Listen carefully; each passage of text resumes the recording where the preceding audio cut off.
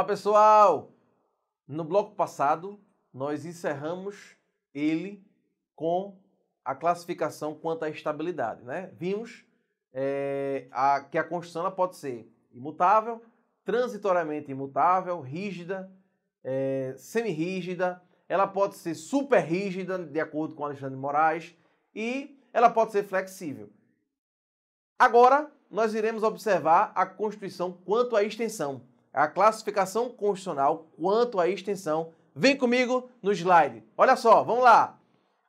Quanto à extensão, ela poderá ser analítica ou sintética. Que é isso, Johannes? É simples. É simples. A Constituição analítica é aquela extensa. A Constituição sintética é uma Constituição enxuta, tem poucos artigos. A nossa Constituição de 88, por um exemplo, a nossa Constituição de 88 é uma Constituição extensa. São 250 artigos. Então, a nossa Constituição, no que se refere à extensão, ela é analítica, tá bom? De olho aí no seu slide, vamos lá. Presta atenção que os próximos três é quanto à ideologia, dogmática, né? Ideologia ou dogmática, que ela pode ser eclética ou ortodoxa. Quanto à ontologia, que é a correspondência que ela possui com a realidade, ela pode ser normativa, nominalista ou semântica.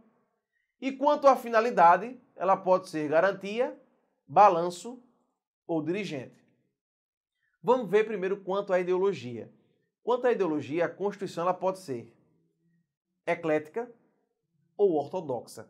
Quando eu falo numa Constituição eclética, eu estou dizendo que ela conjuga vários valores. Não confundir, cuidado, não confundir essa parte com a questão da Constituição dogmática e a Constituição histórica. Essa classificação aqui é justamente a classificação dogmática. Eu estou destrinchando a dogmática em outras duas, em eclética e ortodoxa. Porque os dogmas são os valores. Deu para entender, gente? Então vejam, observem.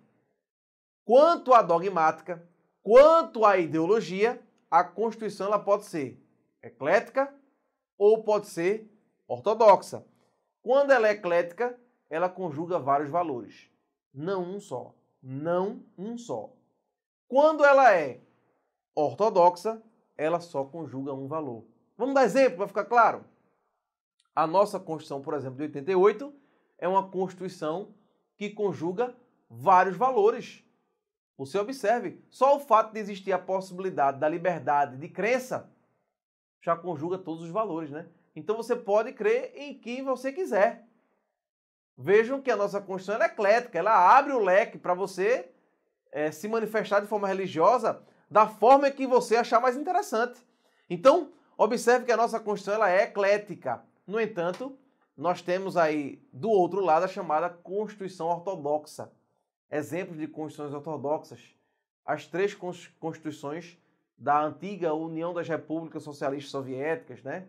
Previa só um tipo religioso, assim como a nossa, de 1824, também a nossa Constituição de 1824 previa apenas um dogma religioso, uma ideologia religiosa. Era católica, apostólica, romana. Então vejam que a nossa Constituição de 1824, a primeira Constituição que nós tivemos, foi uma Constituição ortodoxa. Próxima classificação quanto à ontologia, que significa o seguinte, a correspondência que a Constituição tem no que se refere à realidade. Aí ela tem três espécies. Nós temos a chamada Constituição normativa, a Constituição nominalista e a Constituição semântica. Quando eu falo nessas três espécies de Constituição, a primeira, a chamada normativa, é aquela Constituição que representa de fato os anseios sociais, a vontade social, o que a sociedade precisa e o que a sociedade requer. Quando eu falo em Constituição nominalista, é aquela Constituição que tenta representar os anseios sociais, mas não consegue. Não consegue. E por fim, A chamada Constituição semântica é aquela Constituição que não está preocupada com os anseios sociais, tá certo? Alguns falam que nossa Constituição ela é normativa, mas a maior parte dos doutrinadores e as bancas preferem adotar a nossa Constituição como uma Constituição nominalista. Por que nominalista? Por uma razão específica. A nossa Constituição seria nominalista porque ela tenta abraçar as ideias sociais, as vontades do aspecto social, mas ela não consegue. A nossa sociedade ela não consegue, tá certo? Então, nossa Constituição ela é considerada nominalista. Para finalizar a classificação, nós temos quanto à finalidade. Quanto à finalidade, nós temos a chamada Constituição Garantia, a Constituição Balanço e a Constituição Dirigente. Quando eu falo em Constituição Garantia, eu falo numa espécie de Constituição que só olha para o passado. Ela vê o que se foi garantido no passado e tenta replicar, tenta copiar. Isso é a chamada Constituição Garantia. Ela não tem nenhum texto referente ao futuro. Quando eu falo em Constituição Balanço, são típicas dos estados socialistas, essa Constituição Balanço, ela não retrata nada do passado, às vezes até faz a ruptura com o passado. O que importa para ela é só o presente, é só o dogma que está sendo estabelecido naquele momento. E para finalizar, a chamada Constituição Dirigente. A Constituição Dirigente é aquela que tem um olhar para o futuro. Então, tanto ela vê as garantias que foram prestadas, como ela vê o presente e tem um olhar para o futuro. Essa é a chamada Constituição Dirigente, tá certo? O seu olhar é para o futuro. Tá bom, gente? Então, quanto à classificação de Constituição, é importante você ter essa classificação, mas o mais importante é você decorar a classificação no que se refere à nossa Constituição de 88. Por isso, eu preciso que você olhe na sua tela agora. Preste atenção, olha só o que diz aí. Veja só, nossa Constituição, ela é pedra fende. Isso mesmo, ela é pedra fende. Ela é promulgada, escrita, dogmática, rígida, analítica, formal, eclética, nominalista e ela é dirigente. É isso aí, gente. Para decorar a nossa Constituição, para decorar a classificação da nossa Constituição, você precisa compreender que a nossa Constituição é uma Constituição pedra fende. Tá certo? Vamos para o próximo assunto. Próximo assunto é aplicabilidade das normas constitucionais. No primeiro momento, eu preciso dizer a vocês que uma norma constitucional já tem dois efeitos a partir do momento em que ela é publicada, que ela vem à tona. Ela já traz dois efeitos. O primeiro efeito é o chamado efeito positivo. O que é que significa, Johannes, o efeito positivo? É que ele dá a capacidade de impedir que as leis que já existem sejam recepcionadas caso haja contradição. E o efeito negativo? O efeito negativo, quando uma nova Constituição é colocada no ordenamento jurídico, é o de impedir que as pessoas que fazem as leis, que criam as leis, faça alguma que seja contrário ao texto da nova ordem constitucional. Então, a norma constitucional, ela tem já, desde o início, duas eficácias. A chamada eficácia positiva e a negativa, tá certo? Mas, quando isso é explorado em concurso público, não é o início da norma constitucional que eles querem perguntar. Eles querem perguntar, na verdade, a aplicabilidade das normas constitucionais, tá certo? Nesse ponto, você tem que compreender que as normas constitucionais podem ter 3 planos de eficácia, tá certo? 3, a chamada normas de eficácia plena, normas de eficácia contida e normas de eficácia limitada. Vejam, não confundir, e é importante você compreender esse ponto, não confundir com alguns efeitos que já surgem desde o momento em que a norma constitucional é colocada em vigor. Quando a norma é colocada em vigor, a norma constitucional, ela já produz dois efeitos de forma imediata. É o efeito positivo e negativo. Isso para todas as normas. Todas as normas constitucionais já dão esse efeito positivo e negativo. No entanto, essas normas que dão efeitos positivos e negativos, que eu expliquei, elas vão possuir eficácia plena, contida e limitada. Vejam que esse assunto é muito interessante e cobrado em concurso público. Vamos devagar, de uma por uma. O que seria a chamada norma de eficácia plena? Quando a gente fala em normas de eficácia plena, eu digo, na verdade, 3 características das normas constitucionais. Primeira característica, ela é imediata. A partir do momento em que ela é colocada no país, ela já começa a produzir imediatamente efeitos. Então, a primeira característica de uma norma de eficácia plena é ser ela imediata. Segunda característica é ser ela direta, ou seja, ela não vai depender de uma norma regulamentadora. Ela não depende de lei para que ela possa produzir efeitos. Então, além de ser imediata, ela é direta.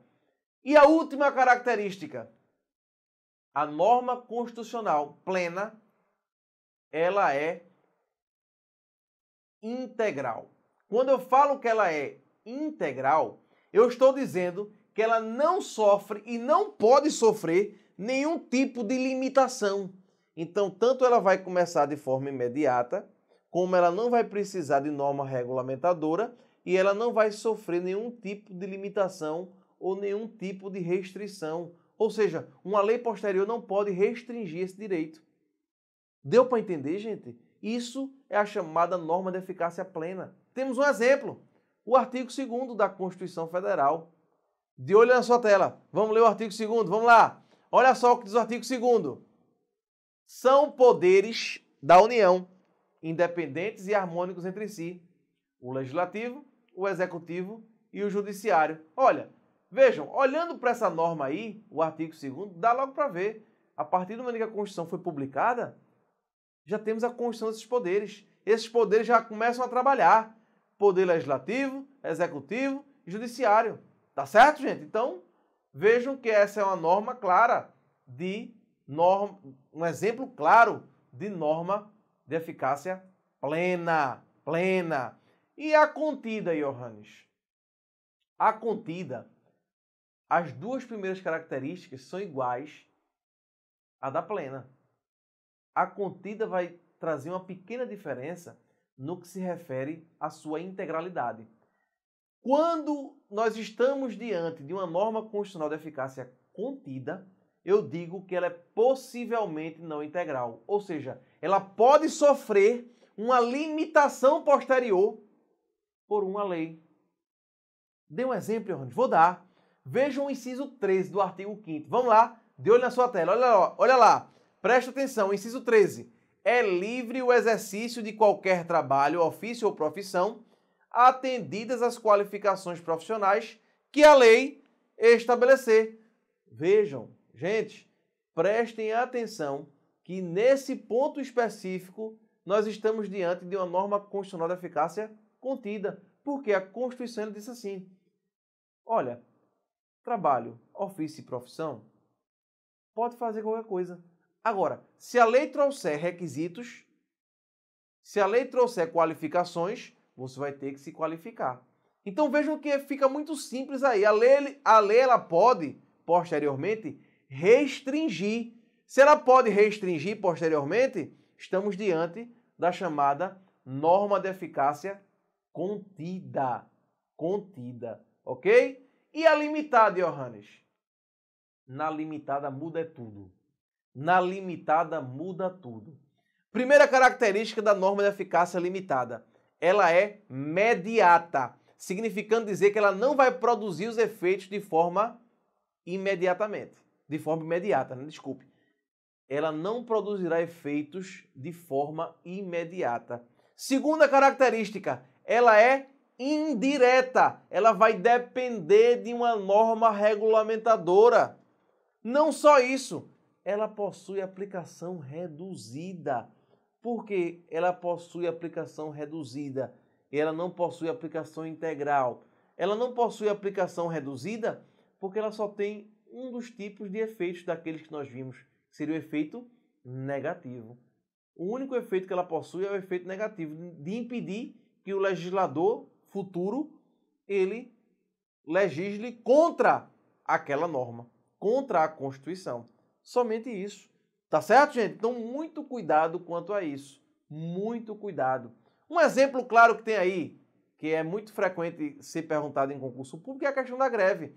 Quando se fala em greve, tanto no serviço público quanto na iniciativa privada, a própria Constituição, ela deixa claro a necessidade de uma lei para regulamentar o direito de greve. Então vejam, se a Constituição declara o direito, mas diz que tem que ter uma lei para trazer os seus requisitos, então só vou poder exercer o direito de greve quando a lei trouxer os requisitos. No caso da iniciativa privada, já existe a lei de greve, já existia. Ela foi recepcionada pela Constituição. Mas no caso dos servidores públicos, não tem lei de greve. Por essa razão, muitas associações entraram com ações no Supremo Tribunal Federal. Vamos ver que a ação específica para esse caso, vamos ver quando estudarmos os direitos fundamentais, a ação específica para esse caso é justamente o mandado de injunção. Então, algumas associações entraram com mandado de injunção justamente para determinar que o Congresso Nacional fizesse a legislação específica da greve, tá bom? Então, nesse ponto específico, é interessante você compreender que quando eu estou diante de uma norma de eficácia limitada, ela precisa de uma lei complementar. E existem dois tipos de normas que são consideradas normas de eficácia limitada. São as chamadas normas definidoras de princípios institutivos, os princípios que vão organizar a estruturação do Estado, e as chamadas definidoras de princípios programáticos. São aqueles princípios que vão estabelecer um programa. Um exemplo, está no artigo 3º, é um exemplo clássico. Vamos ver, erradicar a pobreza. Erradicar a pobreza ainda não foi erradicada. Então é um princípio programático, vê-se para o futuro. Tá certo, gente? Então é exemplo de norma de eficácia limitada. Para que você tenha um panorama geral, veja aí na sua tela. Vamos lá, de olho na sua tela. Chega junto. Normas de eficácia plena, olha aí. Ela é imediata, direta e possivelmente, aliás, ela é imediata, direta e ela é integral. As normas de eficácia contida é que são imediata, direta e possivelmente não integral. Já as normas de eficácia limitada são imediata, indireta e reduzida. Tá certo, gente? Então aí a gente encerra essa questão da aplicabilidade das normas constitucionais e vamos agora para o poder constituinte. Poder constituinte, quando a gente fala em poder constituinte, é um poder que existe tanto para elaborar uma nova Constituição, quanto para atualizar o texto constitucional. Então vejam que o poder constituinte é um poder para tanto elaborar uma nova Constituição, quanto para atualizar a Constituição. Mas, Johannes, atualizar a Constituição, como assim? Porque a Constituição, claro, ela é feita para que ela depois não seja revogada. Ela é feita para se protrair no tempo. No entanto, estamos diante de uma situação em que é possível que ela se desatualize, ela já não represente mais o anseio social. E aí, obviamente, ela precisa de mudança. E claro, numa mudança se exerce o poder constituinte, porque você está mudando a própria Constituição do Estado. Lembrando que Emanuel Joseph Sieyès, o abade Emanuel Joseph Sieyès, ele era considerado abade porque é um cargo acima do padre, né? Mas ele escreveu em plena Revolução Francesa, um pouco antes, na verdade, uma cartilha, justamente querendo atribuir à nação, ele chamava de nação, hoje a gente chama de povo, né? Mas atribuir à nação o poder. E a cartilha dele tinha a seguinte pergunta: o que é o terceiro estado? E aí isso fica muito claro quando nós lemos o nosso parágrafo único do artigo 1º. Vamos ver para a gente compreender. De olho na sua tela, veja lá, olha o que diz. Todo o poder emana do povo, que o exerce por meio de representantes eleitos ou diretamente nos termos desta Constituição. Então vejam que quando a gente está diante aí do parágrafo único do artigo 1º, ele tem um viés justamente nesse posicionamento de Emanuel Joseph Sieyès, que na verdade traz aí um panorama da necessidade de se observar que quem tem a titularidade do poder, e sobretudo esse poder que a gente está falando, o poder constituinte, é o próprio povo. Quem tem a titularidade do poder é o povo. Tá certo, gente?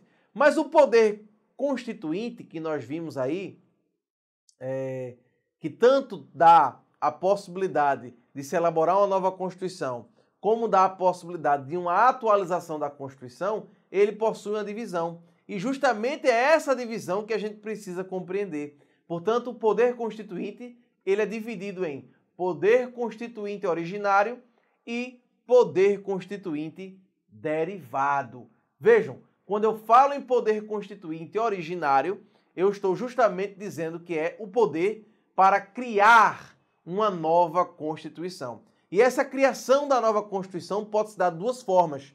A criação da nova Constituição pode se dar, primeiro, se for a primeira Constituição do Estado. Se for a primeira Constituição do Estado, esse Estado se tornou independente e elaborou sua primeira Constituição. Isso é o que nós chamamos de poder constituinte histórico, originário histórico. Poder constituinte originário histórico. Diferentemente do momento em que existe uma nova Constituição no Estado que já existia. Aqui nós estamos diante do poder constituinte originário revolucionário.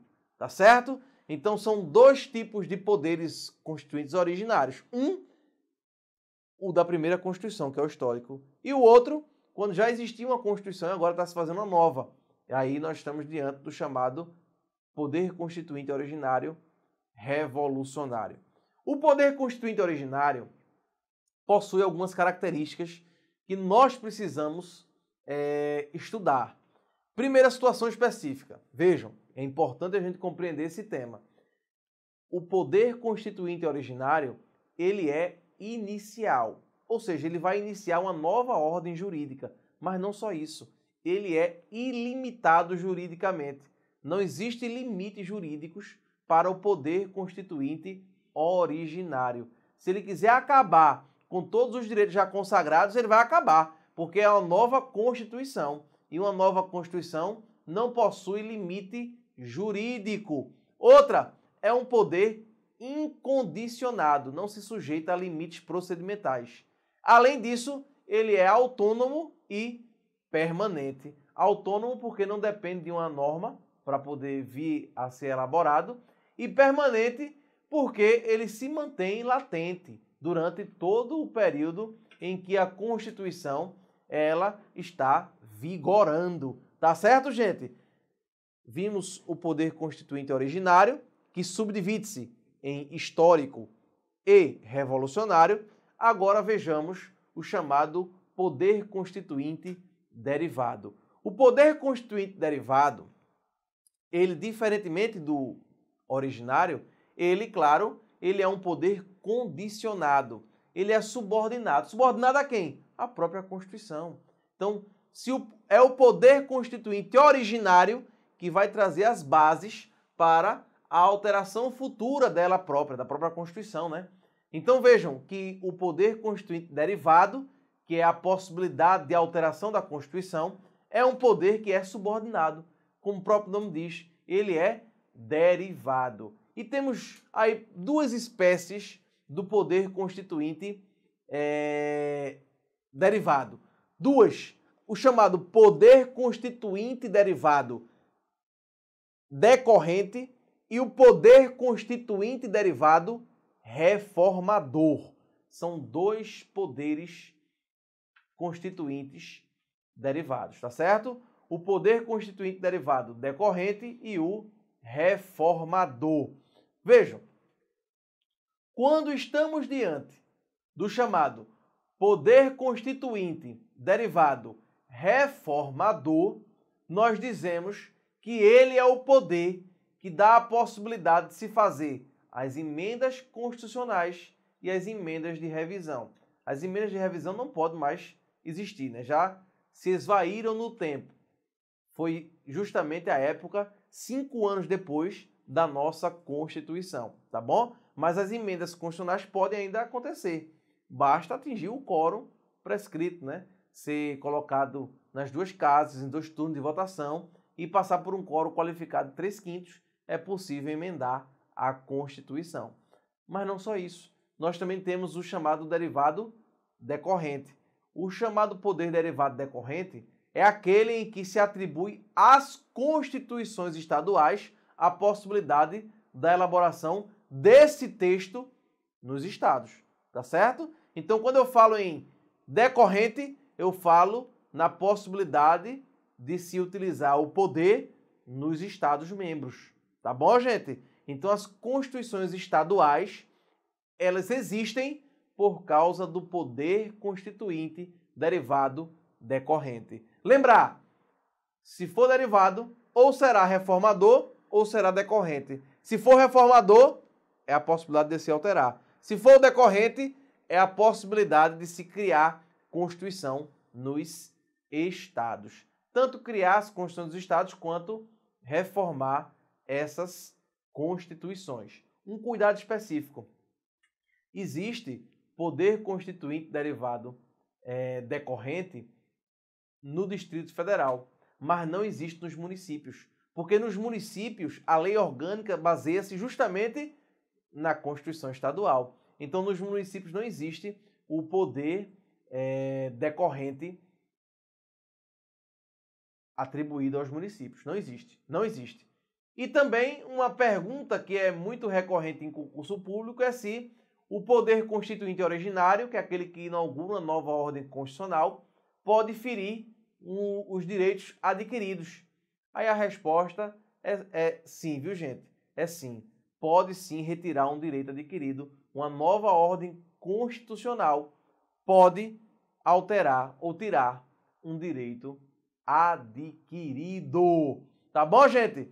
Vamos para o próximo assunto. Agora a gente vai entrar na Constituição Federal, viu? Constituição Federal de 1988. Eu vou dar aqui a parte histórica da Constituição. No próximo bloco, a gente vai tratar justamente sobre os princípios fundamentais. Vejam, a nossa Constituição de 1988, ela veio justamente no panorama de redemocratização, né?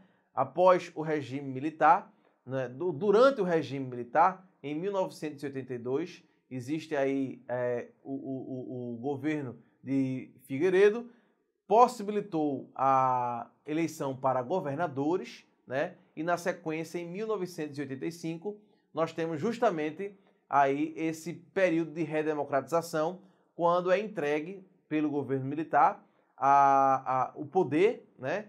E é feita uma eleição indireta, tendo a chapa vencedora, foi a chapa de Tancredo Neves e José Sarney. Eles assumem o poder depois de uma eleição indireta, buscando justamente essa redemocratização. Tem as diretas já, né? Vocês devem lembrar desse aspecto. Mas justamente nesse ponto é que nasce a nossa Constituição de 1988, chamada Constituição Cidadã, tá certo? Então, nossa Constituição ela surge nesse movimento de redemocratização. Tá bom, gente? É importante saber dessa parte histórica para poder compreender os institutos da nossa Constituição. Eu vou ficando por aqui nesse bloco. No próximo bloco, a gente entra em princípios fundamentais. Até daqui a um pouquinho.